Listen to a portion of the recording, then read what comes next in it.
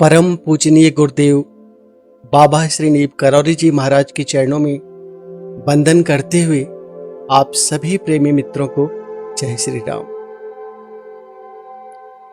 आज मैं आपको एक प्रेरक दृष्टांत सुना। यह दृष्टांत मुझ तक एक मेरे विजय भाई साहब हैं, बड़े भैया, उनके माध्यम से पहुंचा था और यह मुझे बहुत प्रेरक लगा। तो मैं चाहता हूं कि हनुमान जी से जुड़ा हुआ यह प्रेरक दृष्टांत मैं आप सबके सम्मुख रखूं। एक कर्तापन का जो अहंकार होता है, यह काम को सिर्फ मैं ही कर सकता हूं।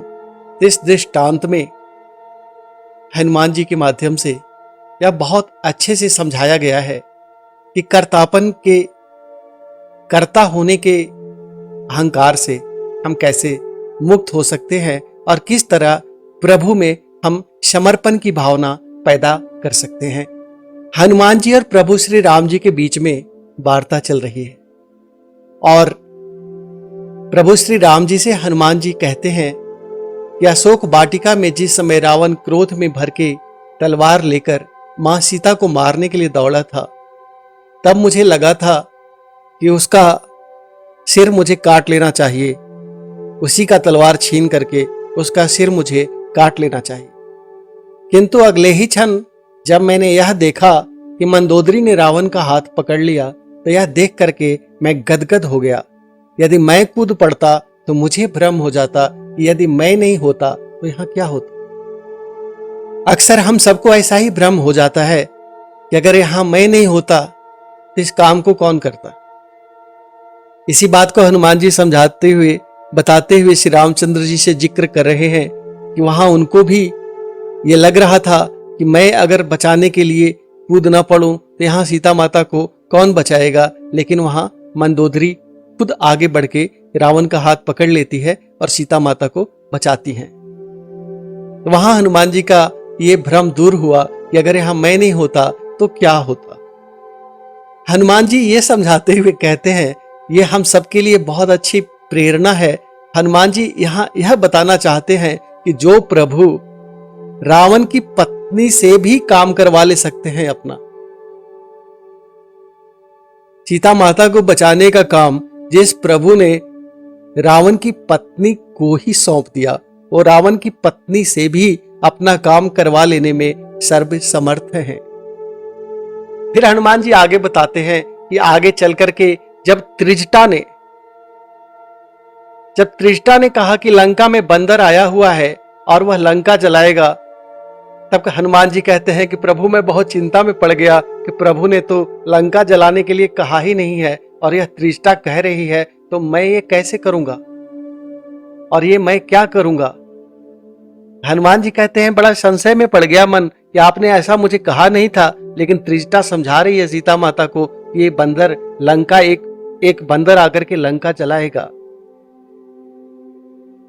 फिर हनुमान जी कहते हैं कि लेकिन आगे जब रावण के सैनिक तलवार लेकर के मुझे मारने के लिए दौड़े, तब मैंने अपने आप को बचाने की तनिक भी चेष्टा नहीं की। और जब विभीषण ने आकर के कहा कि दूत को मारना अनीति है, तब मैं समझ गया कि मुझे बचाने के लिए प्रभु ने देखो यह दूसरा उपाय कर दिया।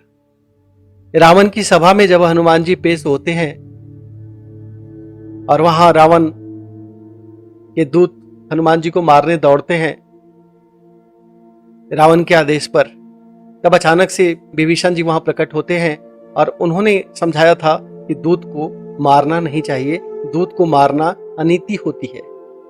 हनुमान जी उसी बात को समझा रहे हैं कि वहां अगर मैं अपने आप को बचाने का प्रयास करता तो पता नहीं सफल होता या नहीं होता। प्रभु ने उपाय कर दिया, अब मुझे बचाने के लिए वहां विभीषण को भेज दिया। तो रावण के राज में प्रभु श्री राम जिससे अपनी सेवाएं जब लेनी है, तब वो वहां पे खुद लीलाएं रच के ले रहे हैं सेवाएं। वो हनुमान जी आगे कहते हैं कि यह चर्च की पराकाष्ठा तो तब हुई जब रावण ने कहा कि बंदर को मारा नहीं जाएगा, इसकी पूंछ में कपड़ा लपेटकर घी डालकर आग लगाई जाए। हनुमान जी कहते हैं फिर तो मैं गदगद हो गया, क्योंकि त्रिजटा ने कहा था ना एक बंदर लंका जलाएगा।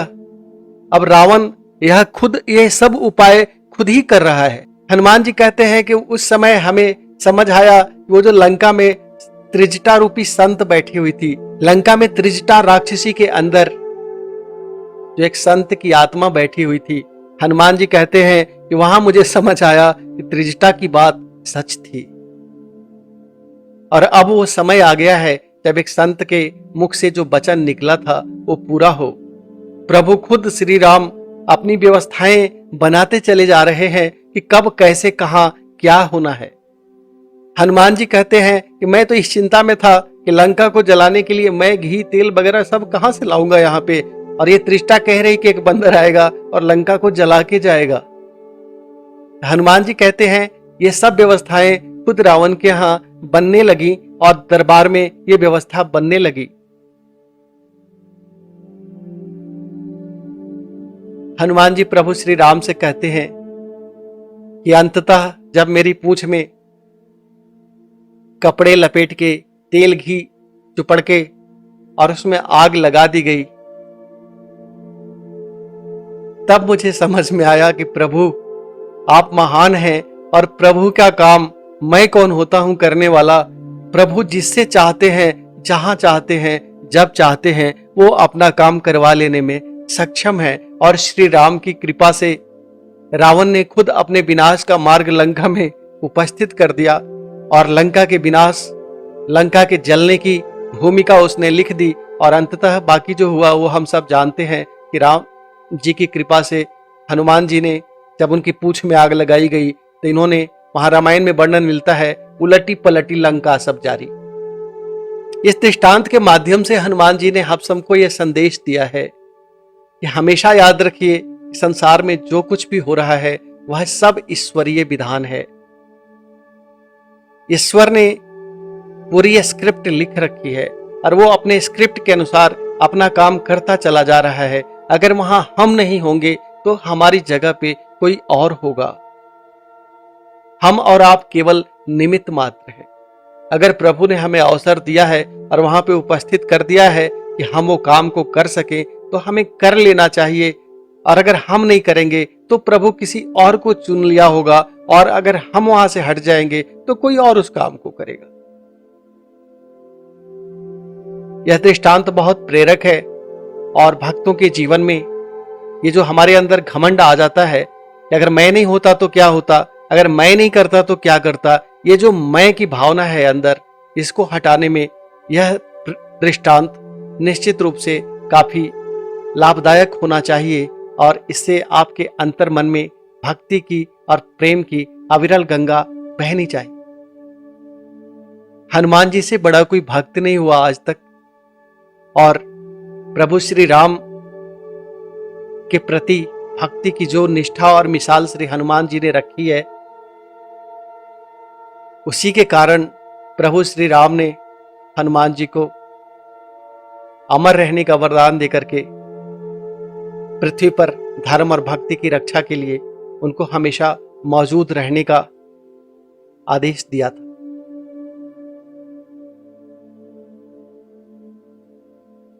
उम्मीद करते हैं इस दृष्टांत के माध्यम से आपके जीवन में